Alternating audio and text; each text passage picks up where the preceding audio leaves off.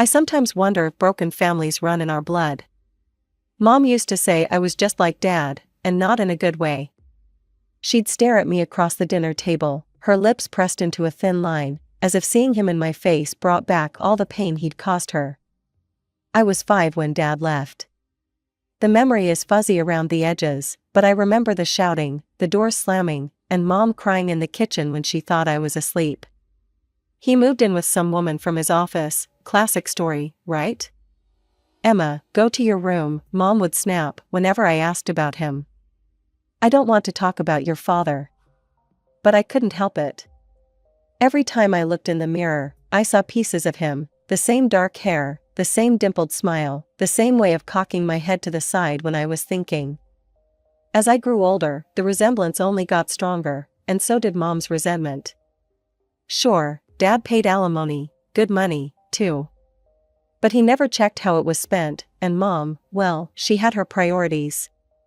New clothes, fancy haircuts, weekend trips with her friends. Meanwhile, I wore hand-me-downs and learned to cook my own meals by age 10 because she was too tired to make dinner.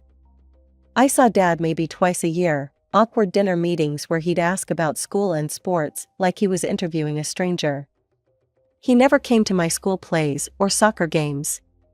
Never checked my report cards or asked about my friends. It was like he'd checked out completely, content to just send money and pretend that made him a father. How's your mother? He'd ask during those dinners, stirring his coffee without looking at me. Fine, I'd always say, because what else could I tell him? That she barely spoke to me except to criticize? That she spent his money on herself while I wore shoes with holes in them? That sometimes, late at night, I could hear her crying and cursing his name? Things got even more complicated when Mom met Steve. I was 15, and suddenly she was transformed, giggling like a teenager, spending hours on the phone, coming home late with a dreamy look in her eyes. Within a year, they were married, and I had a stepfather who looked at me like I was an inconvenient piece of furniture that came with the house. Your mother deserves to be happy, Steve would say whenever I dared to complain about anything. You should be grateful she's found someone who appreciates her. But I could see the way he looked at me when Mom wasn't around, like I was a reminder of her past, a living, breathing symbol of her failed first marriage. And Mom? She was too caught up in her new romance to notice how lonely I'd become. After Steve moved in, the house felt smaller somehow. Every room seemed to hold their shared jokes, their loving glances, their whispered conversations that stopped when I walked in. One spring evening, Mom called me into the kitchen.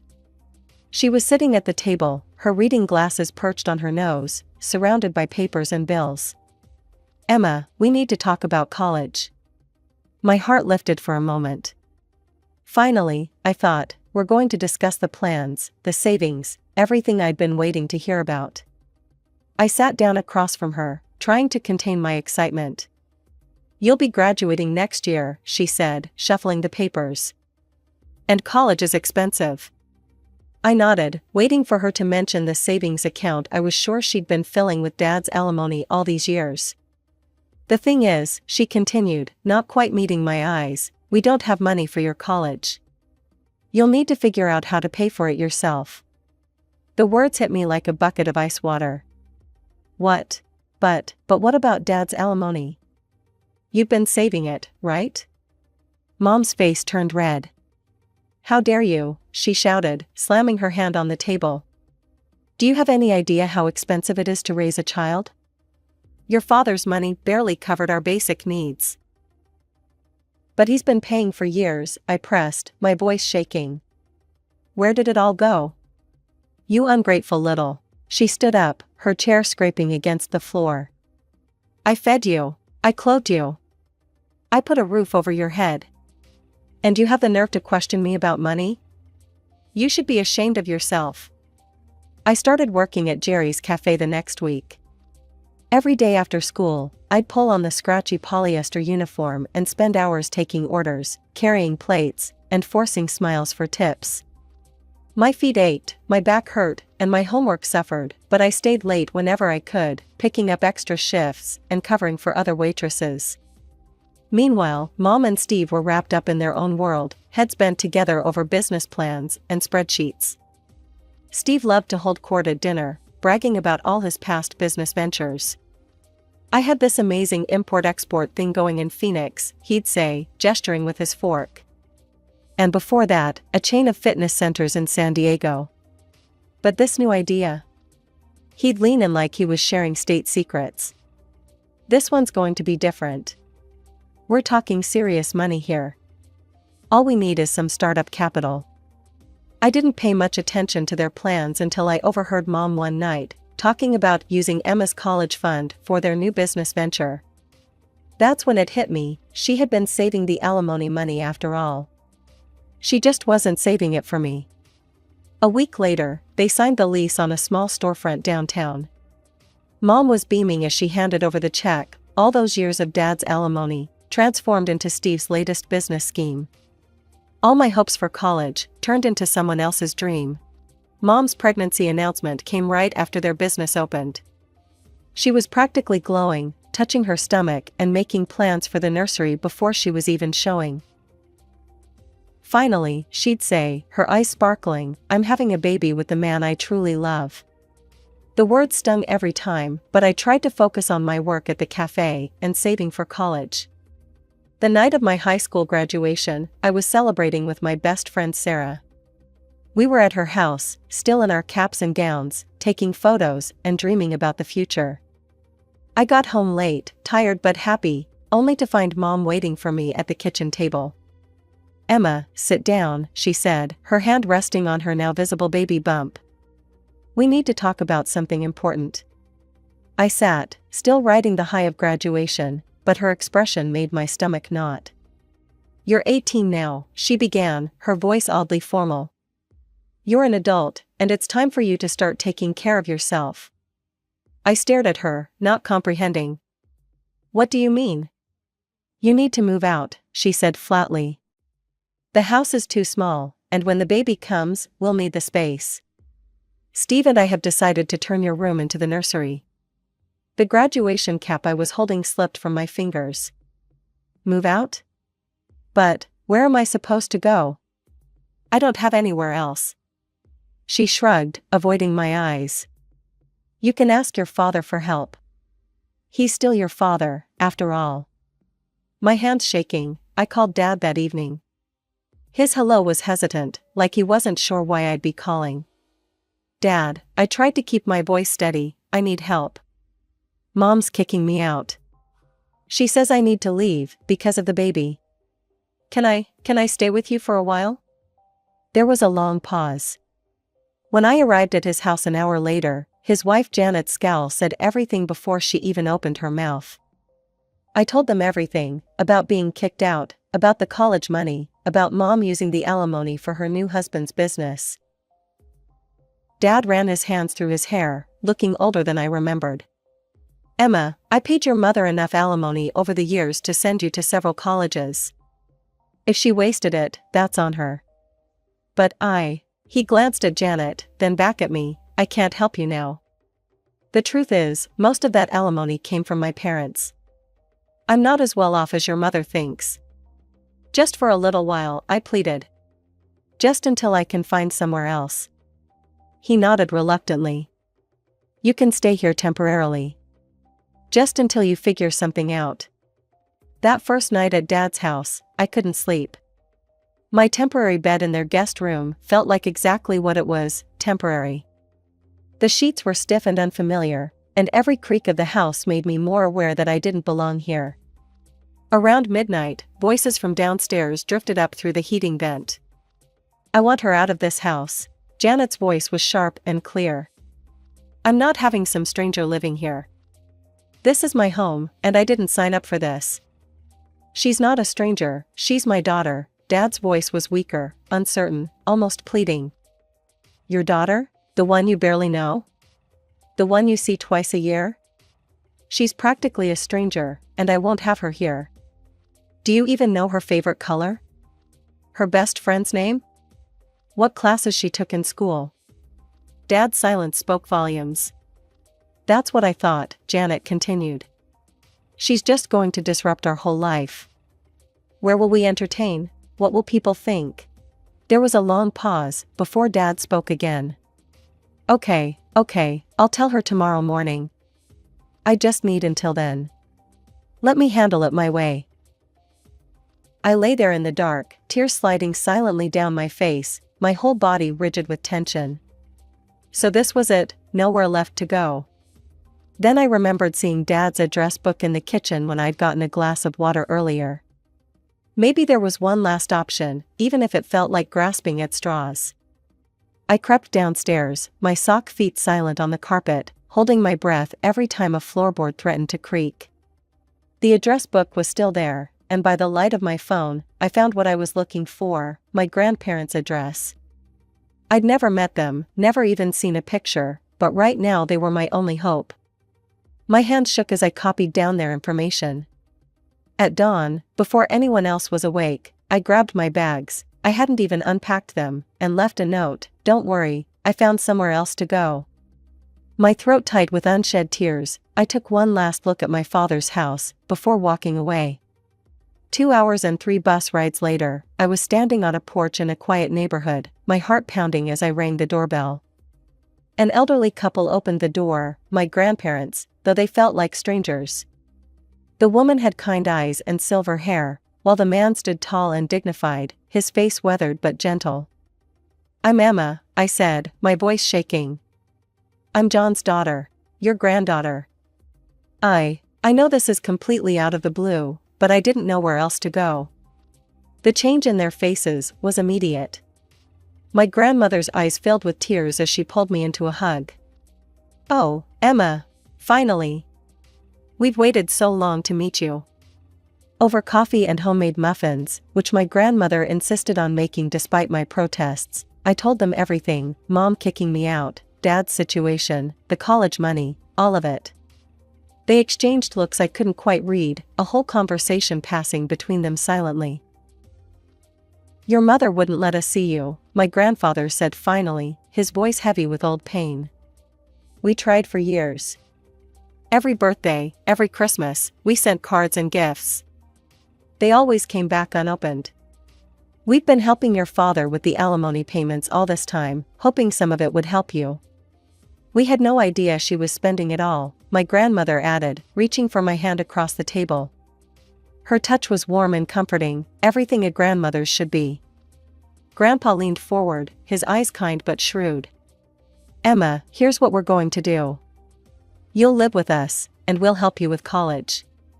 But I believe in earning your way." He smiled.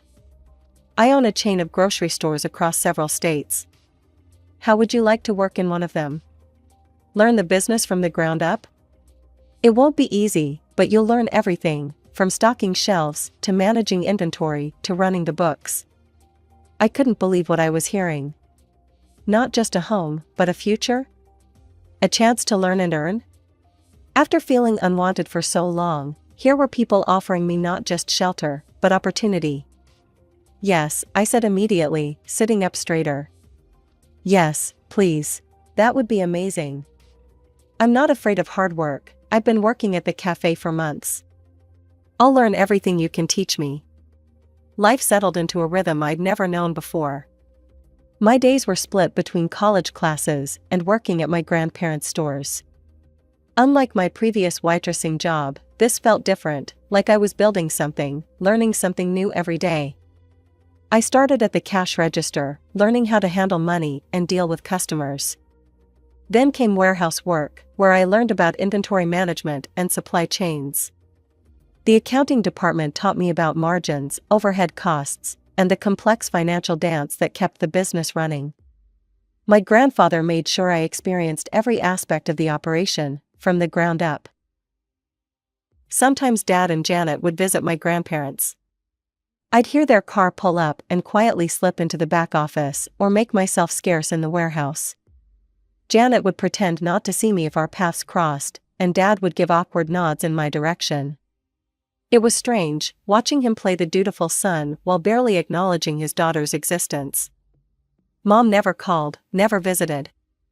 Sometimes I'd hear bits of news through mutual acquaintances. Their business was struggling, the baby was growing, but I pushed it all away. I had my own life to focus on now. 4 years passed like this, and suddenly I was graduating college.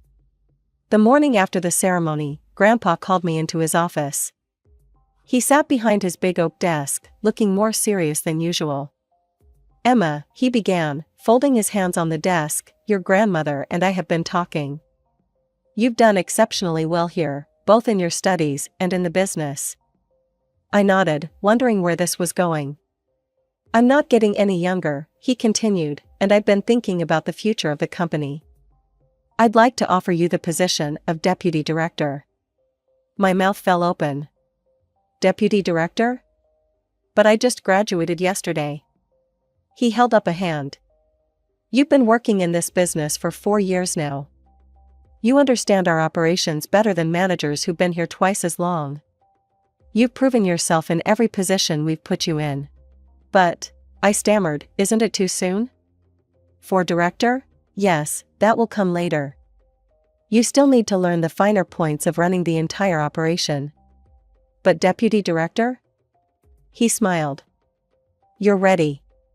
The salary is substantial, of course. You'll be comfortable." I couldn't contain my excitement about the promotion. That weekend, I met up with my college friends at our favorite coffee shop, telling them about my new position and the incredible opportunity my grandfather had given me. "Deputy director? Right out of college?" Sarah squealed, hugging me. "Emma, that's amazing." We spent hours celebrating, planning a proper night out for the following weekend. It felt good to share my success with people who'd seen me struggle through college, working long hours while maintaining my grades. A few days later, I was reviewing inventory reports in my new office when my phone buzzed. Unknown number. I almost ignored it, but something made me answer. "Emma?" The voice I hadn't heard in 4 years. "Mom." "Emma, please don't hang up." I gripped my pen so hard it nearly snapped. "What do you want?" "I heard about your new job," she said, her voice trembling. "Emma, we need help. We're in serious trouble." "We?" I asked coldly. "Your sister too," she said quickly. "She's innocent in all this. Please, Emma, we need to put the past behind us. Family should help family." I sat back in my chair, listening as she spilled out their troubles. Steve's business had failed spectacularly. They'd mortgaged the house to keep it afloat, borrowed money from relatives and friends. Now the bank was threatening foreclosure. "We'll be homeless," she choked out. "Your little sister, she's only 4, Emma. She doesn't deserve this." I felt something shift inside me. Years of hurt crystallized into a single, sharp idea. I pulled out my phone and opened the voice recorder app. "I might be willing to help," I said carefully. "If you apologize for everything. Tell me exactly what you're sorry for. List it all. Every bit of it. Then maybe I'll help." There was a pause, then the words started tumbling out. "I'm sorry," she began. "I'm sorry I spent your college money on Steve's business. I'm sorry I kicked you out when you needed me most. I'm sorry I kept you from your grandparents.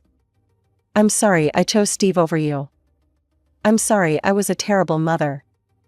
I'm sorry I resented you for looking like your father. I'm sorry I made you feel unwanted in your own home. I'm sorry I never came to your school events. I'm sorry I made you feel less important than Steve. I'm sorry I didn't save any money for your future. I'm sorry I blamed you for your father leaving." The list went on and on. 4 years of guilt, spilling out in desperate words. All captured on my phone's recorder. "Okay," I said when she finally finished. "I'll help. Give me a few days to arrange the money." "Thank you, Emma," she breathed. "Thank you so much. You don't know what this means to us." I ended the call and stared at the recording on my phone. Of course I wasn't going to send her any money. But her confession? That was worth more than any amount she'd asked for. A week dragged by. I wasn't surprised when my phone lit up with my mother's number again.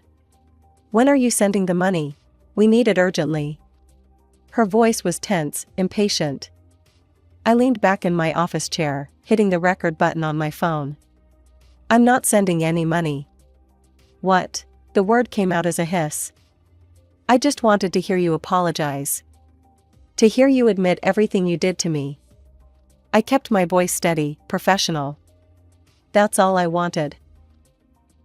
There was a moment of stunned silence, then the explosion began. You manipulative little bitch, she screamed. You're just like your father, a lying, scheming piece of shit. Is this funny to you? Playing with people's lives? No, Mother, it's not funny. It's justice. Justice? You want to talk about justice? Do you know what you did to my life? You ruined everything. Your father would never have left if it wasn't for you. Every time he looked at you, he saw his chance to escape. I let her rant, the recorder catching every word. You want to know the truth? Her voice dropped to a venomous whisper.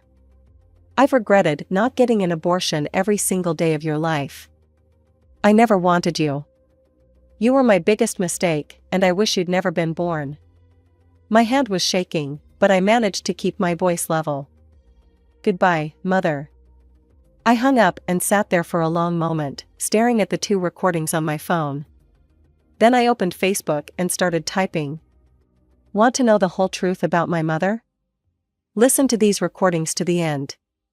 I uploaded both files, the desperate apologies and the vitriolic truth that followed. Then I hit post. The reactions started pouring in almost immediately.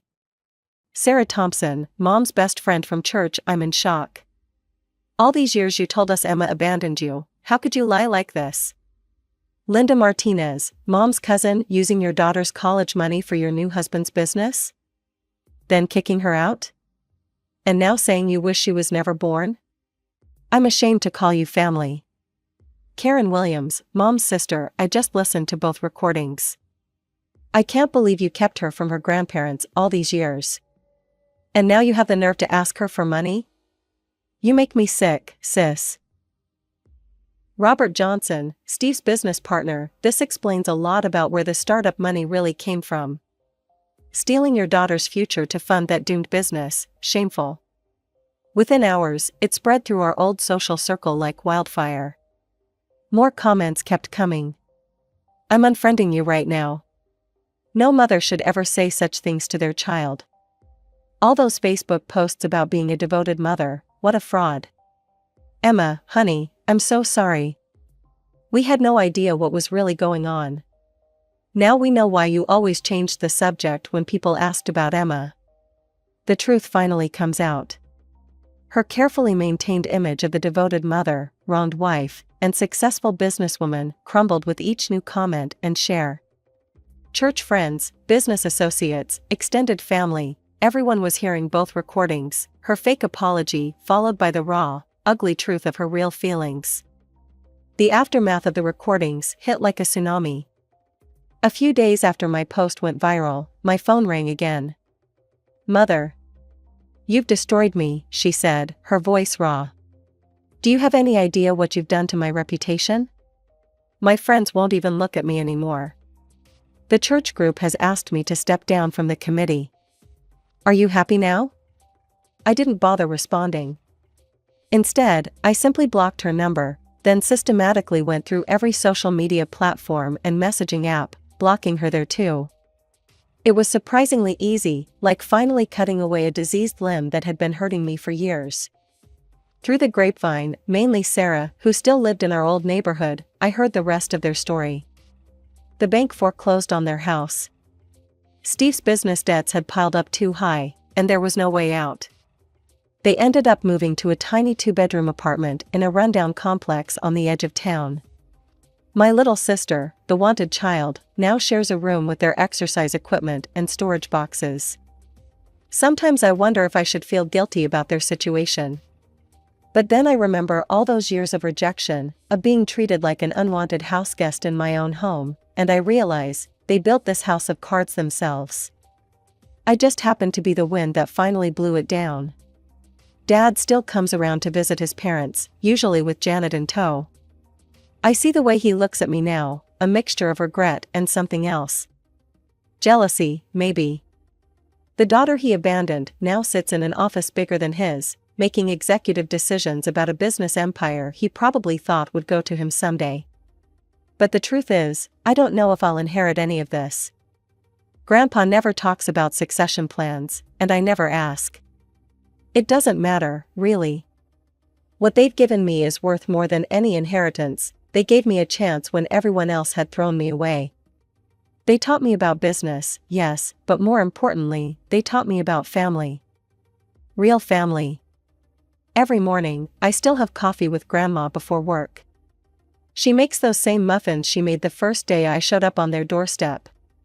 Grandpa still reviews reports with me, teaching me something new every day about the business he built from nothing. You know, Emma, he said to me just yesterday, sometimes the worst things that happen to us lead us exactly where we need to be. Looking back at the scared, homeless teenager I was 4 years ago, I couldn't agree more. I lost a mother and father, but I gained something far more valuable, a future, a purpose, and people who believe in me not because they have to, but because they choose to.